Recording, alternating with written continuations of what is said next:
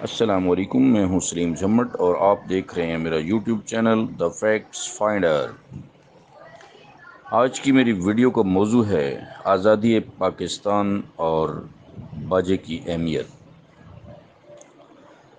تو آج کی اس ویڈیو کا میں باقاعدہ آغاز علامہ اقبال کے چند اشعار سے کروں گا کہ کبھی اے نوجوان مسلم تدبر بھی کیا تو نے، کبھی اے نوجوان مسلم تدبر بھی کیا تو نے، وہ کیا گردوں تھا تو جس کا ہے ایک ٹوٹا ہوا تارا، تجھے اس قوم نے پالا ہے آغوش محبت میں، کچل ڈالا تھا جس نے پاؤں میں تاجے سرے دارا۔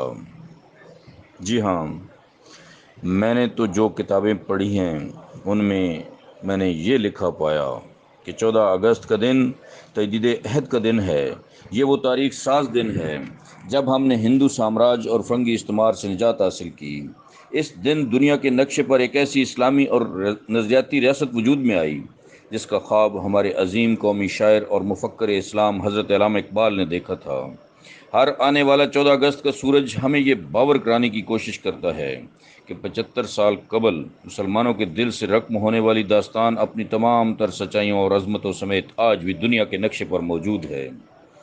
وہ پاکستان جس کے اصول کے لیے ہزاروں بچے یتیم ہوئے، لاکھوں افراد کے سر تن سے جدا ہوئے اور کروڑوں افراد گھر سے بے گھر ہوئے، لیکن اس کے باوجود ہر ایک کی زبان پر صرف یہی کلمہ تھا، لے کے رہیں گے پاکستان، بٹ کے رہے گا ہندوستان۔ جناب والا، زندہ قومیں اپنے ایام آزادی کو ہمیشہ تر و تازہ رکھتی ہیں۔ آج ہم اس عطیہ خداوندی کا جتنا بھی شکر ادا کریں کم ہے۔ بانی پاکستان کی نظر عمیق نے اس حقیقت کو اچھی طرح بھانپ لیا تھا کہ مستقبل میں حکومت کن لوگوں کے ہاتھ میں ہوگی۔ نوجوان نسل جس نے اپنے قائد کے دستے راست ہونے کا عملی ثبوت فراہم کر دیا، تو قائد نے بھی اپنی کوششوں کا حاصل پاکستان کو کہا اور نوجوان نسل کو اس کا محافظ قرار دیا۔ جناب علی، دنیا کی تاریخ بتاتی ہے کہ ملکوں کی حفاظت ہمیشہ تازہ خون نے کی ہے، جن کے ارادے بلند، جن کی رگوں میں خون گرم، جن کے بازوؤں میں سکت اور جن کی خودی صورت فولاد ہوتی ہے۔ اس قوم کو شمشیر کی حاجت نہیں رہتی، اس قوم کو شمشیر کی حاجت نہیں رہتی، وہ جس کے جوانوں کی خودی صورت فولاد۔ جناب صدر، ملکوں کی تقدیر بدلنے میں نئی نسل نے ہی مرکزی رول ادا کیا ہے۔ اس حقیقت سے کون انکار کر سکتا ہے کہ نوجوان نسل ہی ملک کی بقا اور بگاڑ کی ذمہ دار ہوتی ہے۔ قائد اعظم کی امیدیں بھی اسی نوجوان نسل پر تھیں کہ جس طرح ماضی میں اس طبقے نے ملک کو بنانے میں اعلیٰ کردار ادا کیا، اسی طرح حال اور مستقبل میں بھی یہی نئی نسل اس بات کی ذمہ دار ہے کہ ملک قائم رہے اور ترقی کی راہوں پر گامزن ہو۔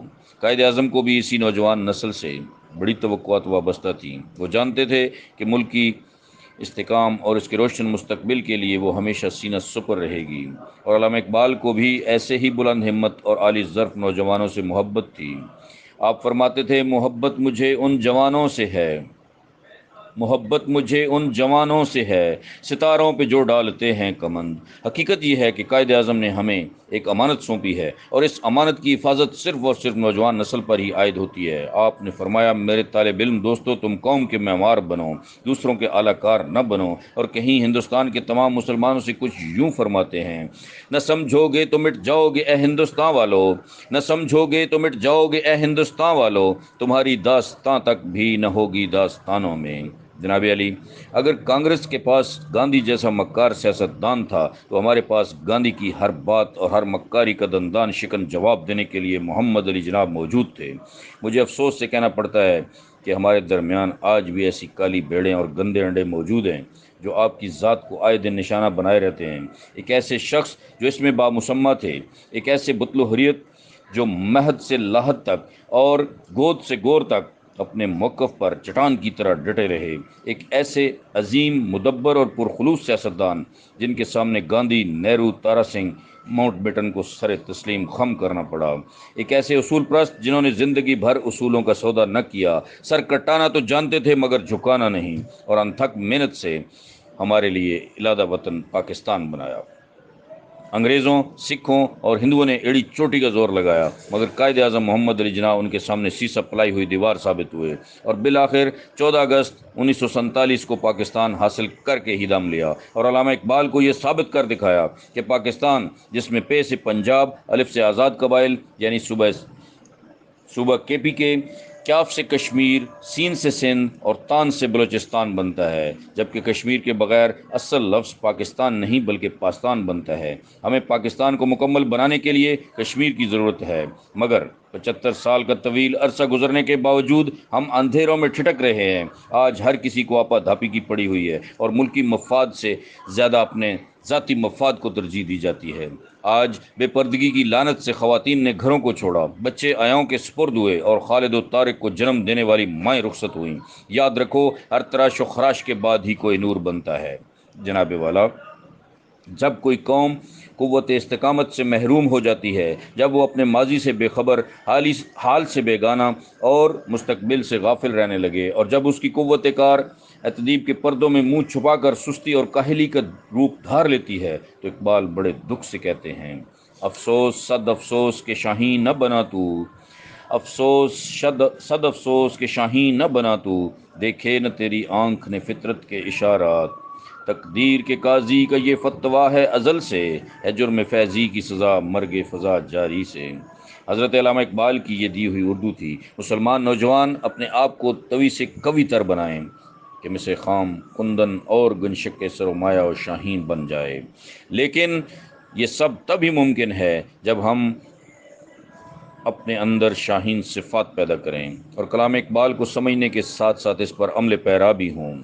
جناب والا، آج میں ان تمام چیزوں کو جب دیکھتا ہوں، جب میں ماضی پہ نظر دوڑاتا ہوں اور آج کی نوجوان نسل کو دیکھتا ہوں کہ ہماری نوجوان نسل، جس کو علامہ اقبال نے، جس کو قائد اعظم نے اس قوم کا معمار، اس قوم کا محافظ سمجھا اور ان کو مقرر کیا، لیکن آج ہماری قوم کیا کر رہی ہے، ہماری نوجوان نسل کیا کر رہی ہے؟ آج سے چند سال قبل ایک عجیب و غریب کام شروع کیا گیا۔ 14 اگست کے موقع پر موٹر سائیکل کی بانسریاں نکال کر روڈوں پہ ایک عجیب و غریب قسم کا اودم مچا دیا جاتا تھا، لیکن پچھلے 3-4 سالوں سے میں دیکھ رہا ہوں کہ ہمارے گلیوں بازاروں میں چھوٹے چھوٹے بچے اور بڑے بڑے نوجوان باجے لے کے پھرتے ہیں، اور ایک عجیب بے حیائی اور ایک عجیب طوفان بدتمیزی برپا ہوتی ہے۔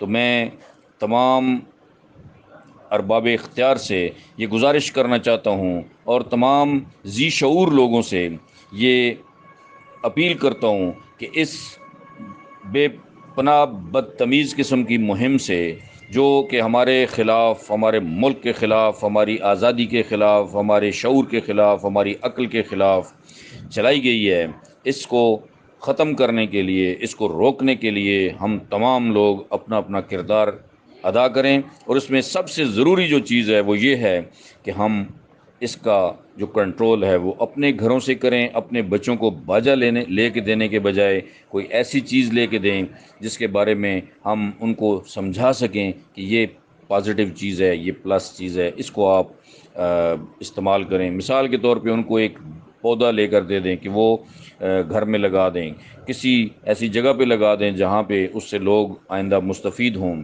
تو اس طرح کے کام ہمیں کرنا چاہیے۔ ہمیں اپنی نوجوان نسل کی تربیت ایسے اصولوں پہ کرنی چاہیے تاکہ ہم کل اپنی نوجوان نسل کے سامنے اور آنے والی نسلوں کے سامنے شرمندہ نہ ہوں۔ ہمیں اپنے فرائض منصبی ادا کرنے چاہیے۔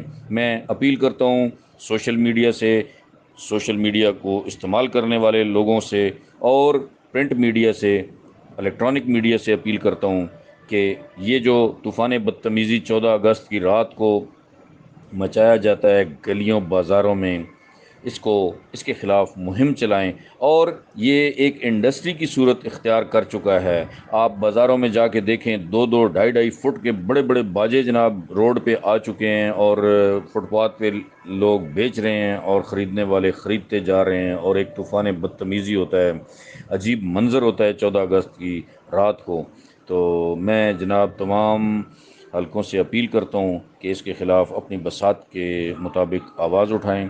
تو اسی کے ساتھ میں اجازت چاہتا ہوں۔ سلیم جھمٹ چکوال۔